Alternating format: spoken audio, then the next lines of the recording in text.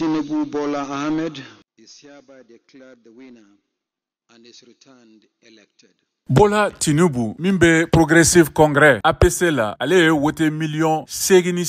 kɔ sɔrɔ o kɔrɔ ye kɛmɛ saradala 36 ye a ye se sɔrɔ kalataw la minnu kɛra ka caya Nigeria bɛɛ fanga tari kɔnɔ ka kɛɲɛ ni kalata jɛkulu INEC ka fɔ ye Atiku Abubakar n'o ye fanga sinabatɔnba PDP min ye jamana mara kabini san 1999 fo san 2015 la ka cɛbɔw ye kɛmɛ saradala 29 sɔrɔ Barakɛlaw ka parti n'o ye LP kɔkanmɔgɔ Peter Obi n'a a ka diya kamalenninw ye o ye fanga kura di yɛrɛfɔko o ye 25 sɔrɔ kɛmɛ sarada la dɔɔni o jaabiw kɔfɛ ministri Tinubu dɛmɛbagaw y'a fɔ a ka yɛrɛfɔ n'o ye campagne ɲɛmɔgɔso la k'u pɛrɛn ko jagaban n'o ye ɲɛmɔgɔ ye a si bɛ san 70 na Lagos Saheli tilebin mara ɲɛmɔgɔ kɔrɔ n'a tɔgɔ dara ko The Godfather ka sababu kɛ a ka politiki fangaba ye a bɛ se fanga senata sanfɛla la n'o ye a ka ɲɛnamaya bɛɛ kɔnɔna na ne ka waati sera a tora ka segin a kan campagne senfɛ Lagos dugu kɔnɔ n'o ye duguba ye mɔgɔ million 20 bɛ min kɔnɔ n'a bɔra lajɛ misɛnmaninw na kamalenninw tun bɛ nisɔndiya yɔrɔw la minnu na ka fanga senamatɔn ka drapeau wuli ɲɛnamaya daminɛna kokura arabadon.